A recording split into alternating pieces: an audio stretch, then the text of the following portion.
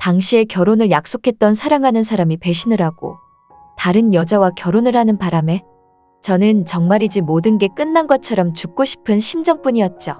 하지만 누구 좋으라고 여기서 인생을 끝내야 하는 건지, 배신한 그놈에게 나중에 복수하는 한이 있더라도 지금 당장은 어쨌든 살아가야 했고 이미 떠난 사람을 잊어야만 했기에 옛 감정들을 모두 정리할 돌파구가 제겐 필요했답니다.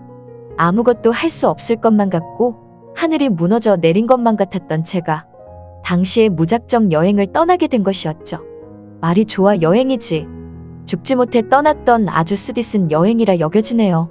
10년이라는 연애가 물거품이 돼버린 채 그놈은 다른 여자와 결혼을 하고 나를 배신했던 그놈을 잊기 위해 저는 겨울 여행을 그렇게 떠났네요.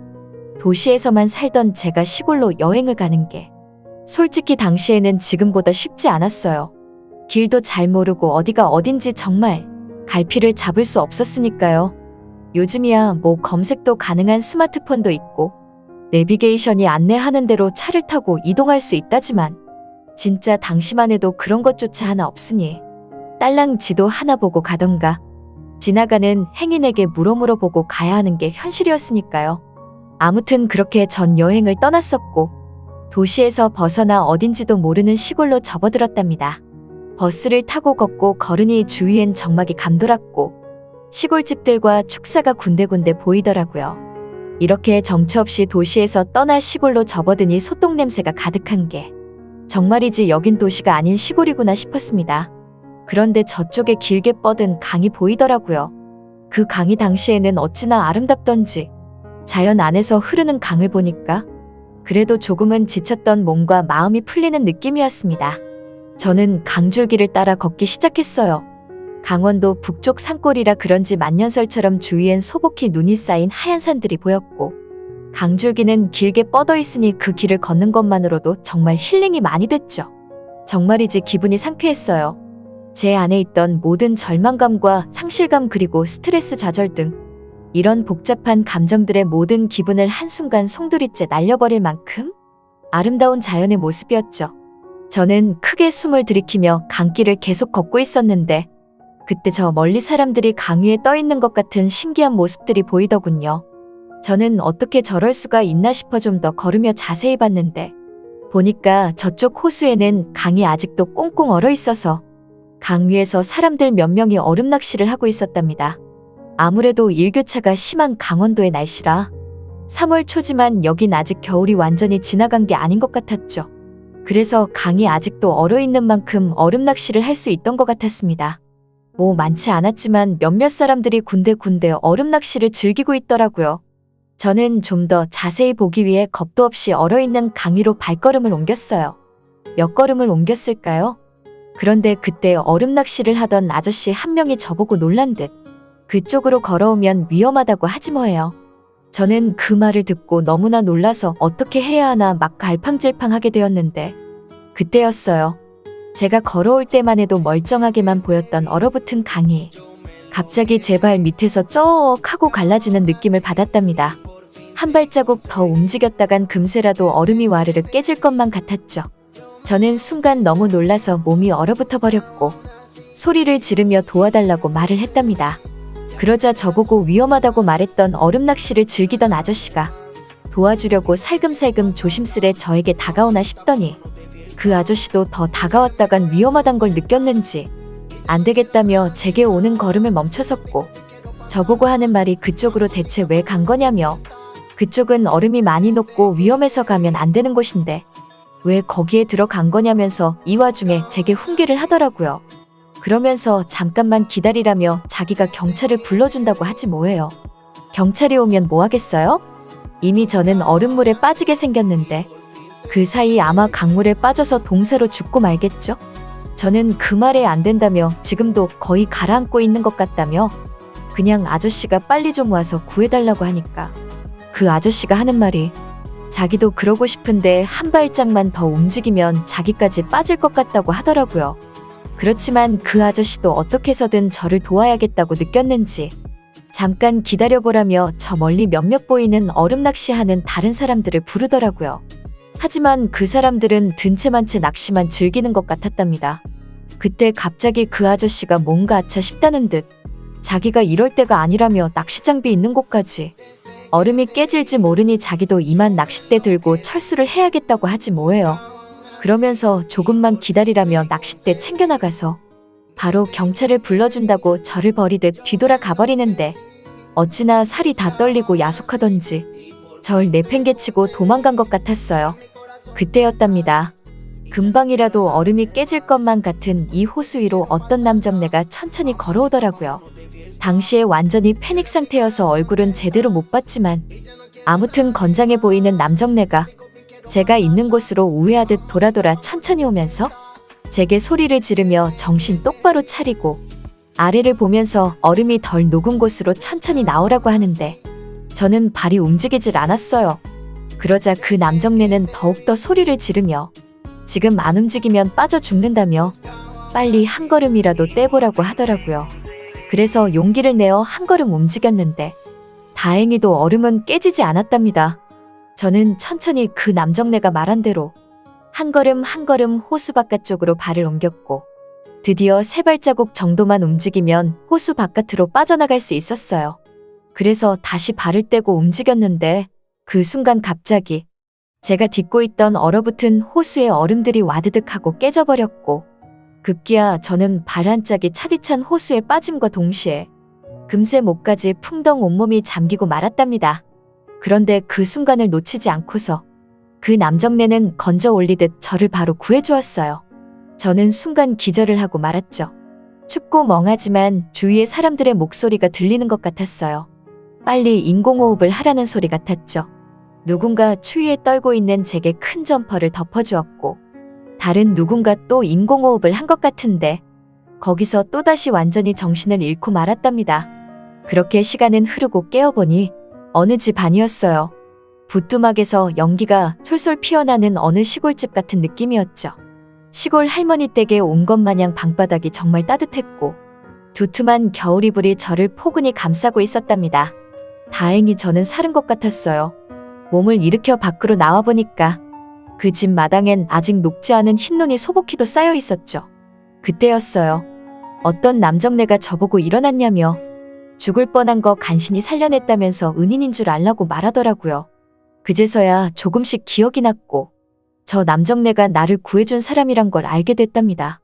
얼굴을 자세히 보니 며칠 수염을 안 잘랐는지 얼굴엔 덥수룩하게 수염이 나 있었고 몸은 마치 임꺽정처럼 정말 건장하더라고요. 나이는 얼핏 보아하니 한 50살 정도 된 것 같은데 뭐 이런 데서 혼자 살다 보면 더 들어 보일 수 있으니 그것도 확실하진 않았답니다. 그 순간 자꾸만 뭔가 허전하면서도 뭔가 잘못된 것 같다는 생각이 드는 거예요. 그래서 잠시 제 몸을 이리저리 살펴봤는데 아니 글쎄 내가 입고 있었던 옷은 온데간데 없고 남정네들이나 입을 법한 큼지막한 바지에 다 해지고 바래진 거적대기 같은 윗옷을 제가 입고 있지 않겠어요? 저는 순간 놀라 제가 입던 옷은 어디 가고 이 옷들은 대체 뭐냐고 물어보니 그 옷 호수에 빠져서 말리고 있는 중이라며 되레 저보고 옷 갈아입히느라고 죽는 줄 알았다고 하더라고요. 아니 그럼 뭐야? 내가 기절한 사이 옷을 갈아입혔다는 건지 뭔가 기분이 찜찜하고 이상하고 불쾌했죠. 그래서 저는 언성을 높이며 아저씨가 뭔데 왜 생판 모르는 남의 옷을 갈아입히냐고 따지듯 말하니 그럼 얼어 죽으라고 놔두냐며 엄동설 안에 간신히 물에 빠져 죽을 뻔한 거 살려냈더니 지금 보따리 내놓으라는 거냐면서 살짝 언짢은 듯 언성을 높이지 뭐예요. 그렇게 말하니 좀 당황스럽고 무서워서 한 걸음 물러나 아무 말도 못하고 있으니 그 아저씨는 제게 어차피 인공호흡도 한마당에 옷 갈아입히는 것쯤이야 어떠냐고 말하는데 저는 그 말을 듣는 순간 어지러질한 게 다시 기절할 것만 같았답니다. 저렇게 우락부락하고 수염이 가득한 남정네에게 인공호흡을 받았다니 정말이지 충격 그 자체였어요. 안 되겠다며 옷 주라고 하면서 이제 가겠다고 하니까 지금 시간이 몇 시인데 가냐며 차도 다 끊겼고 지금 나가면 시골이라 깜깜하다고 말하지 뭐예요.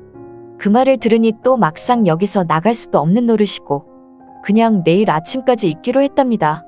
그렇게 이곳에 갇히듯 있는데 얼마 뒤 이 남정네가 죽을 쏘아왔더라고요. 그 모습을 보니 아까와는 다르게 왜 이렇게 자상해 보이던지 뭔가 이 남정네를 보는 제 시선이 확 달라지는 기분이었어요. 저는 그 남정네가 쑤어준 죽을 먹으면서 저를 배신하고 떠난 그 자식을 생각하니 화도 나고 기분이 우울해서 또다시 울음이 나더라고요. 그래서 저도 모르게 죽을 먹으면서 펑펑 울었답니다. 그랬더니 이 남정네가 아무 말 없이 손수건을 전해주지 뭐예요? 그 손수건을 받아들고 제 뺨에 흐르는 눈물을 닦았답니다. 그렇게 눈물을 닦고 있는데 뭔가 냄새가 나는 거예요. 이상하다 싶어서 남정네가 전해준 손수건을 자세히 보니 이건 손수건이 아니라 글쎄 발수건 같았어요. 때가 꼬질꼬질 정말 지저분했거든요. 아무튼 갑자기 술이 땡겨서 술 없냐며 술 좀 마셔야겠다고 하니까 남정네가 그럼 기다리라고 하면서 술상까지 봐오더라고요. 그렇게 한 잔 두 잔 먹고 있는데 남정네는 제가 마시는 걸 쳐다만 보지 뭐예요. 그래서 제가 이 남정네에게 왜 그쪽은 안 드시냐고 말하며 술 안 좋아하시냐고 물어보니 그게 아니라 자기가 술 마시고 취하면 어떻게 될 줄 알고 그러냐며 술은 그냥 저 혼자 마시라고 하지 뭐예요. 그 말을 들으니 이 남정네 제법 남자 같더라고요.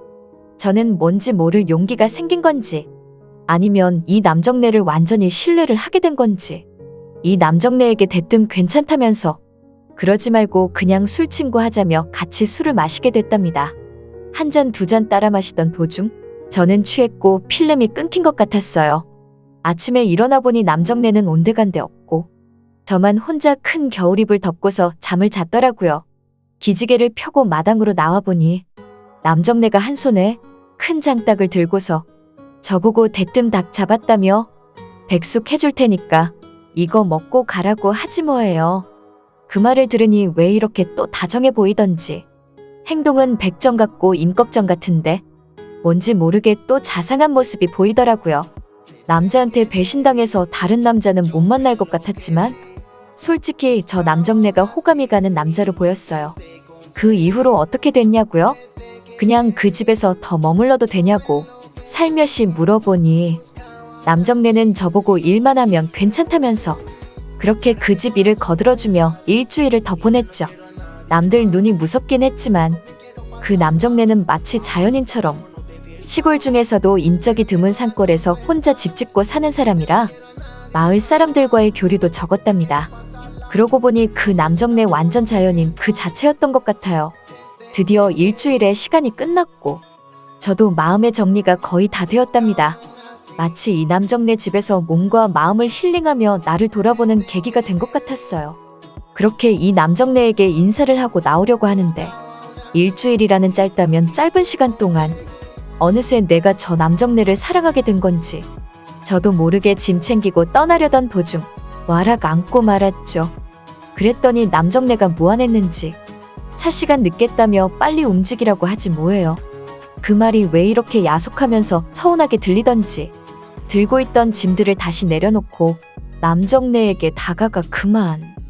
그 후 그렇게 그 남정네와 제대로 작별을 했답니다. 그 남정네는 한 번의 이혼이 있었고 아픔이 있었다고 해요. 제가 그 남정네랑 뭐 더 잘 해볼 수도 있었겠지만 우리의 인연은 딱 거기까지였던 것 같네요.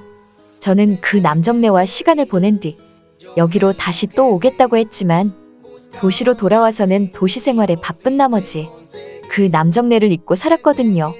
지금은 저 또한 결혼해서 애 낳고 잘 살고 있지만서도